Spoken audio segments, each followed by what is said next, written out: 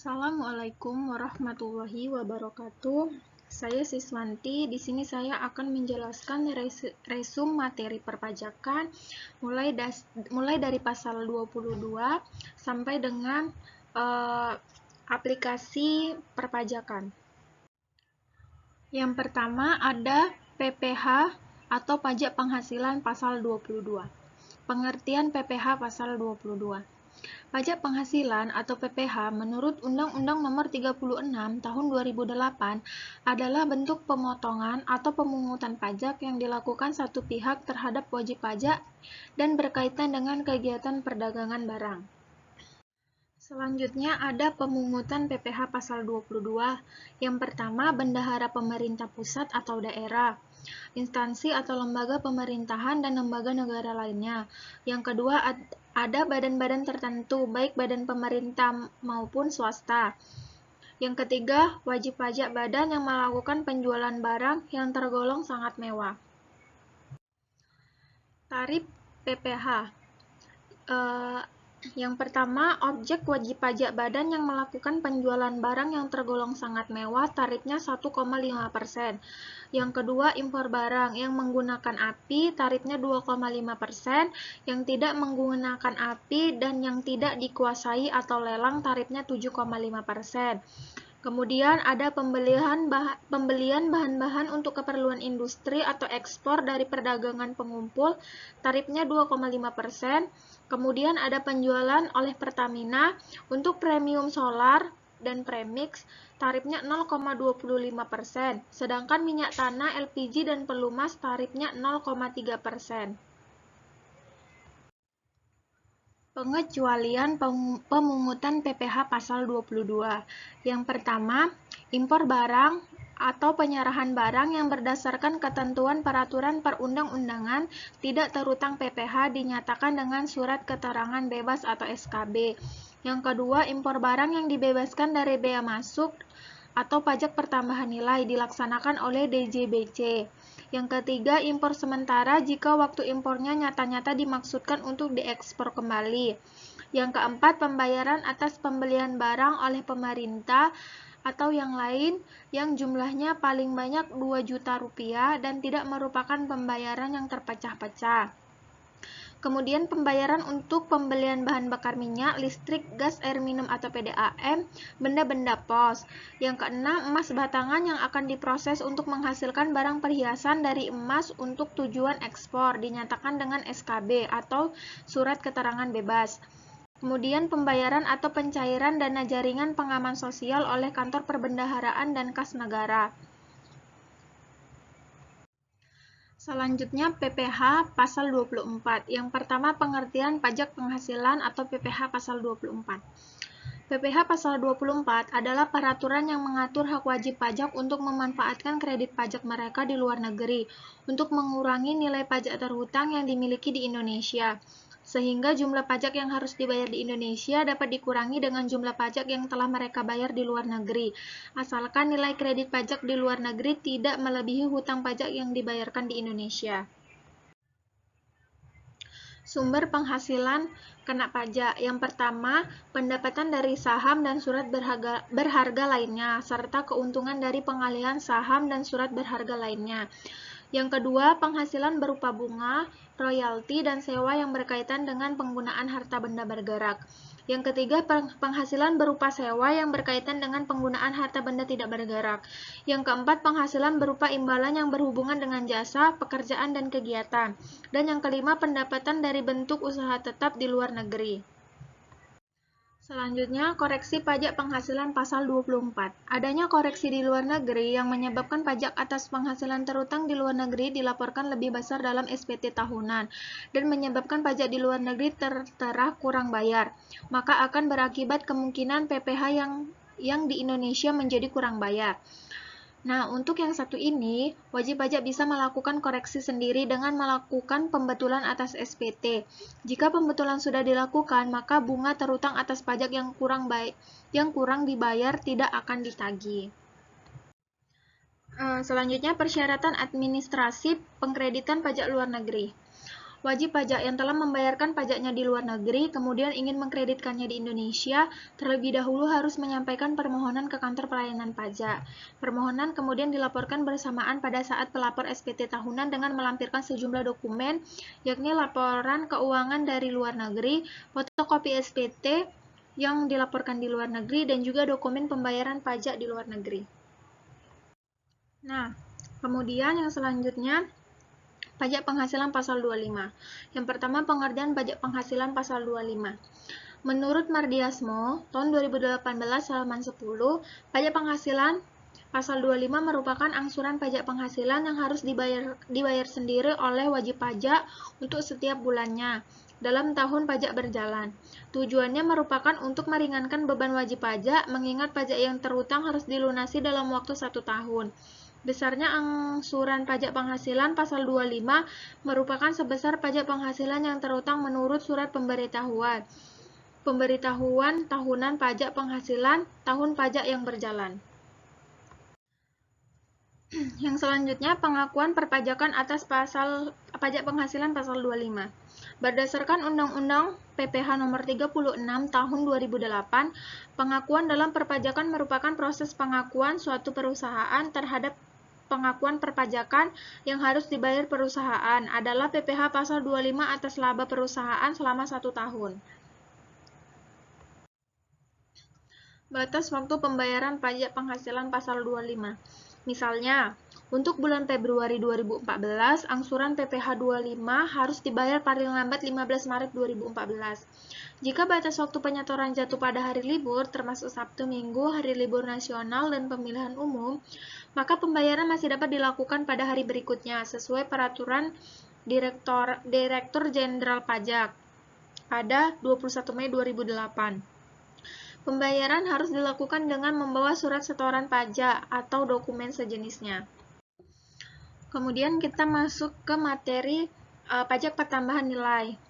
Yang pertama, pengertian pajak pertambahan nilai atau PPN.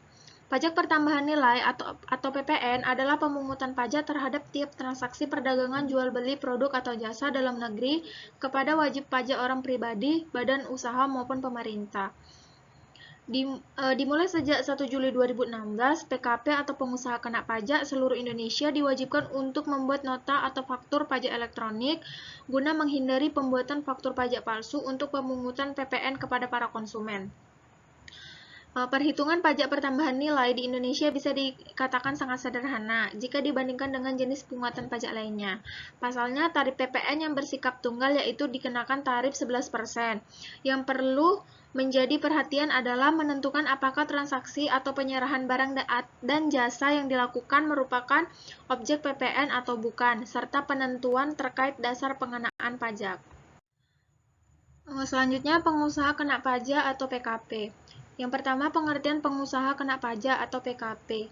PKP adalah pengusaha yang melakukan penyerahan barang kena pajak atau penyerahan jasa kena pajak yang dikenakan pajak berdasarkan Undang-Undang Pajak Pertambahan Nilai tahun 1984 dan perubahannya. Tidak termasuk pengusaha kecil yang batasannya ditetapkan dengan keputusan Menteri Keuangan, kecuali pengusaha kecil yang memilih untuk dikukuhkan sebagai pengusaha kena pajak. Yang kedua, kewajiban PKP. Ada pengusaha yang telah dikukuhkan sebagai PKP akan memiliki kewajiban-kewajiban yang harus dipenuhi sebagai berikut. Yang pertama, memungut PPN atau PPNBM terutang. Yang kedua, menyetorkan PPN atau PPNBM terutang yang kurang bayar. Dan yang ketiga, melaporkan atau menyampaikan SPT masa PPN atau PPNBM yang terutang. Objek pajak pertambahan nilai. Ada beberapa objek PPN. Yang pertama, penyerahan BKP maupun JKP oleh pengusaha yang berada di daerah pabean. Yang kedua, impor BKP. Yang ketiga, adanya pemanfaatan BKP tidak terwujud di dalam daerah. Yang keempat, adanya pemanfaatan JKP tidak berwujud di dalam daerah pabean namun berasal dari luar daerah pabean. Yang kelima, ekspor JKP maupun BKP tidak berwujud maupun berwujud oleh PKP. Pajak penjualan atas barang mewah. Yang pertama, dasar pengenaan pajak. Dalam pasal 1 Undang-Undang PPN disebutkan bahwa dasar pengenaan pajak adalah jumlah harga jual, penggantian, nilai impor, nilai ekspor, atau nilai-nilai yang dipakai sebagai dasar untuk menghitung pajak yang terutang. Yang kedua ada tarif. Tarif pajak merupakan dasar pengenaan pajak atas objek pajak yang menjadi tanggung jawab wajib pajak. Biasanya tarif pajak berupa presentasi yang sudah ditentukan oleh pemerintah. Ada berbagai jenis tarif pajak dan setiap pajak pun memiliki nilai tarif pajak yang berbeda-beda. Secara struktural, tarif pajak dibagi menjadi 4, yaitu yang pertama, tarif progresif. Tarif progresif ini yaitu tarif pungutan pajak yang mana presentasi akan naik sebanding dengan dasar pengenaan pajak. Yang kedua, tarif degresif, yaitu kebalikan dari tarif progresif. Artinya tarif pajak ini merupakan tarif pajak yang presentasinya akan lebih kecil dari jumlah yang dijadikan dasar pengenaan pajak tinggi. Kemudian yang ketiga ada tarif proporsional, yaitu tarif yang presentasinya tetap meski terjadi perubahan terhadap dasar pengenaan pajak. Yang keempat, tarif tetap atau regresif, yaitu tarif pajak yang nominalnya tetap tanpa memperhatikan jumlah yang dijadikan dasar pengenaan pajaknya. Selanjutnya, mekanisme pengenaan pajak. Mekanisme pengenaan pajak atau pajak pertambahan nilai berdasarkan pada peraturan tersebut, yaitu rekanan wajib untuk membuat faktur pajak dan membuat surat setoran pajak untuk setiap kegiatan penyerahan barang dan jasa kena pajak. Faktur pajak dibuat sesuai dengan ketentuan perpajakan yang berlaku. Tempat terutang pajak. Berdasarkan pasal 1 Peraturan Dirjen Pajak, tempat pemusatan PPN terutang adalah tempat tinggal atau tempat kedudukan atau tempat kegiatan usaha yang dipilih sebagai tempat pemusatan pajak terutang. Pengusaha kena pajak yang melakukan penyerahan atau ekspor BKP atau JKP terutang pajak di tempat tinggal atau tempat kedudukan atau tempat kegiatan usaha dilakukan, atau tempat lain selain tempat tinggal atau tempat kedudukan atau tempat kegiatan usaha dilakukan. PPN atau pajak pertambahan nilai adalah pungutan yang dikenakan dalam setiap proses produksi maupun distribusi. Itulah alasannya kita sering menemukan PPN dalam transaksi sehari-hari, sebab dalam PPN, pihak yang menanggung beban pajak adalah konsumen akhir atau pembeli. Sebagai bukti bahwa PPN adalah kewajiban pembeli, kita bisa menemukan PPN pada lembaran struk belanja atau pembelian. Pada struk tersebut, kita dapat menemukan tulisan PPN maupun terjemahan dalam bahasa Inggris, yakni Value Added Tax. Barang atau jasa yang dikenakan PPN jumlahnya sangat banyak, oleh karena itu untuk memudahkan Anda membedakan mana barang yang dikenakan PPN dan tidak.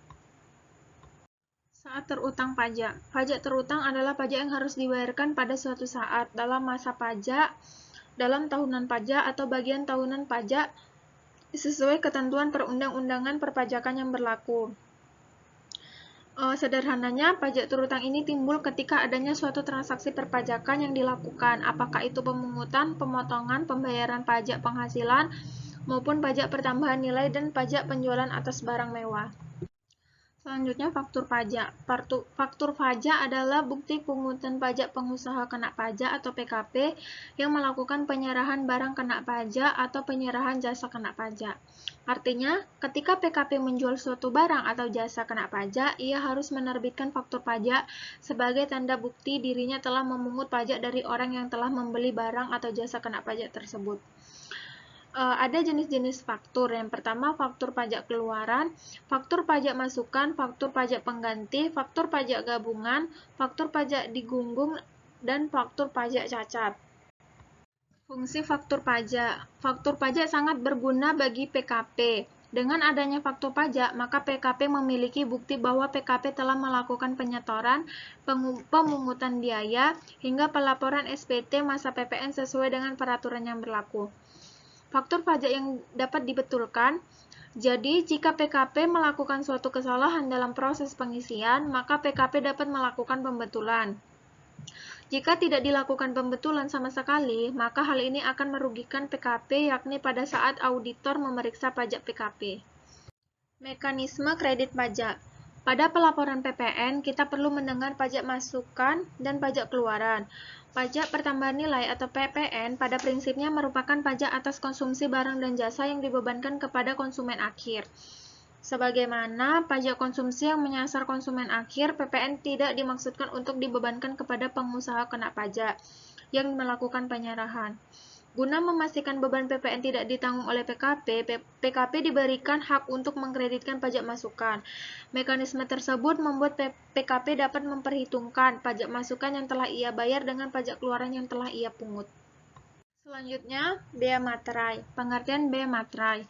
Bea materai adalah pajak atas dokumen. Dokumen adalah kertas yang berisikan tulisan serta mengandung arti dan maksud tentang perbuatan, keadaan, atau kenyataan bagi seseorang atau pihak-pihak yang berkepentingan.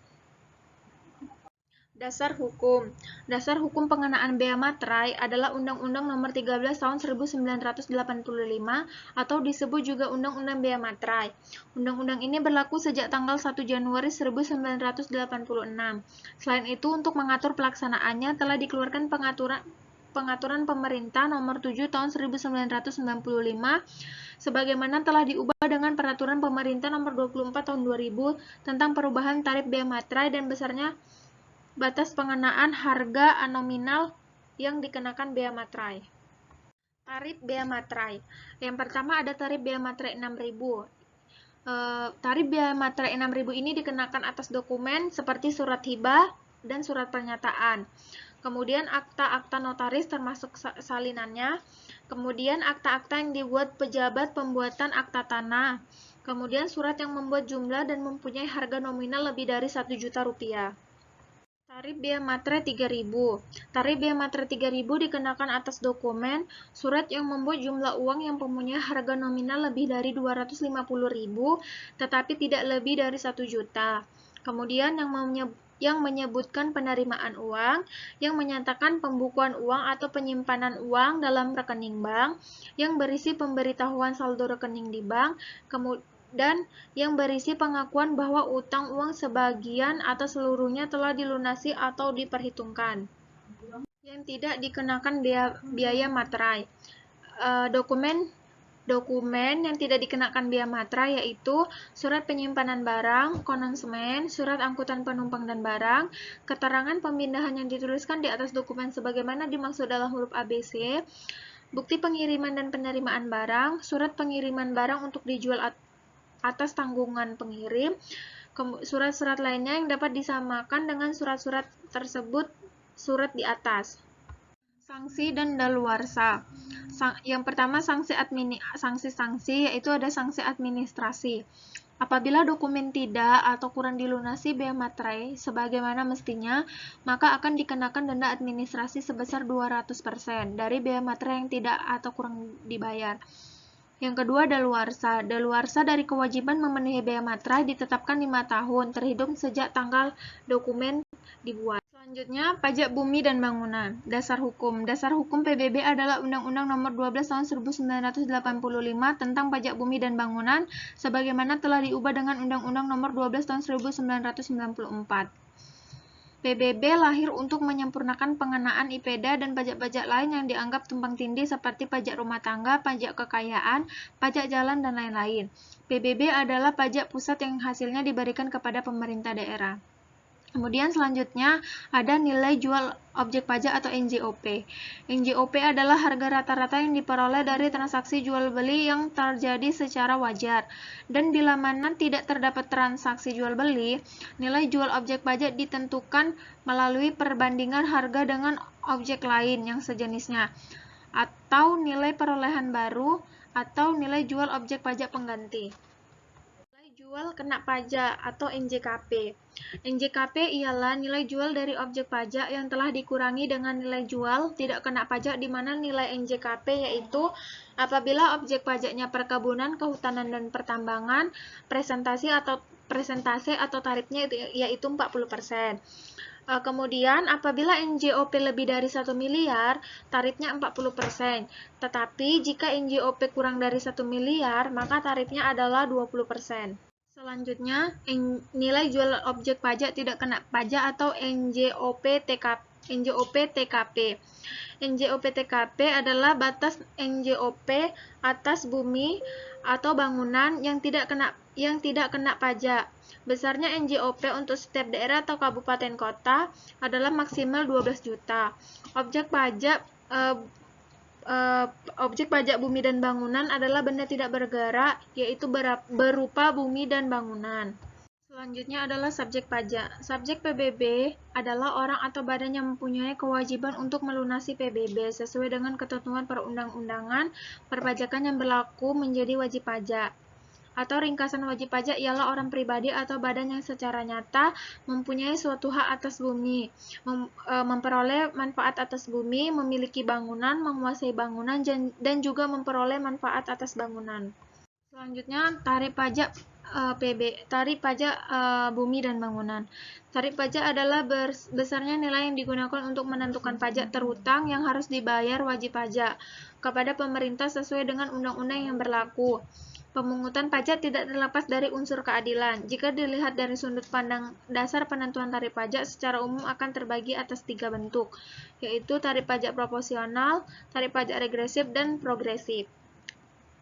Adapun tarif pajak yaitu penghasilan kena pajak sampai 60 juta tarifnya 5%, 60 sampai 250 juta 15%, 250 sampai 500 juta 25%, 500 juta sampai 5 miliar 30%, dan juga di atas 5 miliar tarifnya 35%. Selanjutnya, tahun pajak, saat dan tempat yang menentukan pajak terhutang. Tahun pajak PBB adalah tahun takwim atau tahun kalender, yaitu masa dari tanggal 1 Januari sampai dengan 31 Desember. Yang kedua, saat terhutang. Saat yang menentukan pajak terhutang adalah menurut keadaan objek pada tanggal 1 Januari. Dengan demikian, segala mutasi perubahan atas objek pajak yang terjadi setelah tanggal 1 Januari sampai dengan 31 Desember dalam tahun berjalan akan dikenakan pajak tahun berikutnya. Yang ketiga, tempat terhutang. Tempat pajak yang terhutang. Untuk daerah Jakarta di wilayah daerah khusus Ibu Kota Jakarta. Untuk daerah lainnya, wilayah kabupaten daerah meliputi letak objek pajak. Tata cara penagihan dan pembayaran. Tata cara pembayaran PBB yang dipungut pemerintah pusat diatur dalam pasal 11 ayat 5 Undang-Undang PBB. Berdasarkan ketentuan tersebut, pembayaran PBB dapat dilakukan di bank, kantor pos, giro, dan tempat lainnya yang ditunjuk oleh Menteri Keuangan. Penagihan PBB. Ketentuan penagihan PBB yang dipungut oleh pemerintah pusat mengacu pada pasal 11 Undang-Undang Nomor 12 Tahun 1985 tentang pajak bumi dan bangunan. Berdasarkan ketentuan tersebut, jangka waktu pembayaran pajak terhutang ditentukan berdasarkan jenis surat terhutang yang merupakan dasar penagihan pajak tersebut. Selanjutnya, sanksi. Pejabat yang karena kealapannya tidak memenuhi kewajiban merahasiakan hal sebagaimana dimaksud dalam isi pasal tersebut dipidanakan dengan pidana kurungan paling lama 1 tahun dan denda paling banyak 25 juta rupiah. Dan selanjutnya, biaya perolehan hak atas tanah dan bangunan atau BPHTB. Dasar hukum BPHTB. Biaya perolehan hak atas tanah dan bangunan adalah biaya yang dikenakan pada setiap pemindahan hak atau hibah wasiat atas harta tetap dan hak-hak kebendaan atas tanah yang pemindahan haknya dilakukan dengan akta. Ketentuan mengenai biaya perolehan hak atas tanah dan bangunan diatur dalam Undang-Undang Nomor 21 Tahun 1997 tentang biaya perolehan hak atas tanah dan bangunan sebagaimana terakhir diubah dengan Undang-Undang Nomor 20 Tahun 2000. Undang-Undang Nomor 6 Tahun 1983 tentang cara ketentuan umum dan secara perpajakan sebagaimana telah beberapa kali diubah terakhir dengan Undang-Undang Nomor 28 Tahun 2007. Objek pajak BPHTB dan tidak termasuk objek pajak BPHTB. Yang termasuk objek pajak BPHTB adalah perolehan hak atas tanah dan atau bangunan.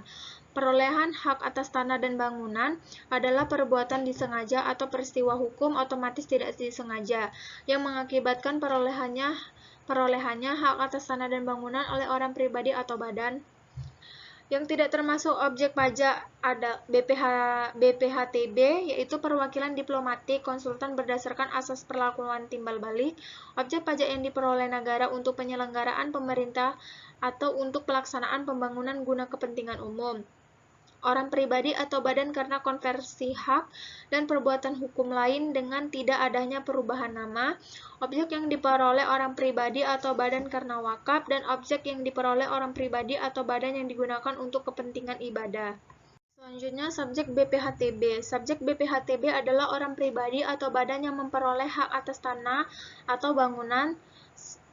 Subjek BPHTB yang dikenakan kewajiban wajib membayar BPHTB yang menurut perundang-undangan perpajakan yang menjadi wajib pajak. Selanjutnya adalah aplikasi perpajakan. Ada e-filing. Yang pertama, pengertian e-filing. E-filing adalah suatu cara penyampaian SPT tahunan secara elektronik yang dilakukan secara online dan real-time melalui internet pada website Direktorat Jenderal Pajak atau perusahaan penyediaan jasa aplikasi atau application service provider. Yang kedua, tujuan e-filing yaitu mempermudah proses perekaman data SPT di dalam basis data DJP. Yang kedua, mengurangi pertemuan langsung antara wajib pajak dengan petugas pajak, mengurangi dampak antrian dan volume perpajakan proses penerima SPT, dan mengurangi volume berkas fisik atau berkas dokumen perpajakan. Mengapa harus menggunakan e-filing? Yang pertama, kita tidak perlu antri. Yang kedua, tidak terhalang kemacetan. Yang ketiga, bebas dalam pengaturan waktu. Yang keempat, meningkatkan produktivitas kerja. Yang kelima, minim kesalahan. Yang keenam, menghemat waktu. Dan yang terakhir, mudah dalam menggunakan. Keuntungan e-filing, yaitu tidak perlu tanda tangan wajib pajak atau pejabat yang ditunjuk, tidak pernah ditolak petugas di KPP, bisa dilakukan dengan cepat saat diperlukan pembetulan atau pelaporan SPT yang mendesak. Selanjutnya e-pajak. E-pajak adalah elektronik pajak, ialah seluruh proses pelaporan, pembayaran, dan pengisian formulir yang berhubungan dengan perpajakan dan dilakukan dengan menggunakan software pajak. Software pajak ini dapat diakses secara online melalui halaman yang telah disediakan oleh Direktorat Jenderal Pajak maupun aplikasi yang dapat diunduh secara offline untuk membuat forum surat pemberitahuan atau yang lainnya. Yang terakhir adalah fitur e-pajak. Fitur e-pajak ada 5. Yang pertama adalah e-fin. E-fin ini memiliki kepanjangan Electronic Filing Identification Number, ialah 10 digit nomor identitas yang diterbitkan langsung oleh DJP kepada wajib pajak. Kode ini berfungsi sebagai identifikasi bagi wajib pajak agar dapat melakukan berbagai transaksi elektronik perpajakan, salah satunya pelaporan SPT. Yang kedua adalah e-filing. E-filing adalah cara penyampaian SPT secara elektronik yang dilakukan secara online dan real-time melalui internet pada website Direktorat Jenderal Pajak atau penyedia layanan SPT elektronik atau application service provider. Yang ketiga adalah e-faktur. E-faktur ini dibuat menggunakan aplikasi yang telah disediakan oleh Direktorat Jenderal Pajak. Pembuatan e-faktur pajak ini dimaksud untuk memberikan kemudahan, kenyamanan, dan keamanan bagi para pengusaha kena pajak yang melakukan pelaporan pajak. Dan yang terakhir ada e-form. E-form ini dapat diunduh di laman Direktorat Jenderal Pajak. E-form ini merujuk pada formulir SPT. Formulir ini haruslah diunduh dan diisi oleh wajib pajak, kemudian diupload kembali melalui e-filing. Sekian ringkasan materi perpajakan dari saya, mulai dari pajak penghasilan pasal 22 sampai dengan aplikasi perpajakan. Apabila ada kekurangan, saya mohon maaf. Saya akhiri dengan wabillahi taufiq wal hidayah. Assalamualaikum warahmatullahi wabarakatuh.